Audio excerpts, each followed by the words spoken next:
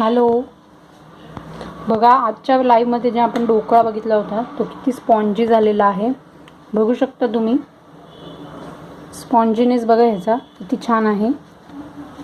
तर आता आपण हा कट करूया.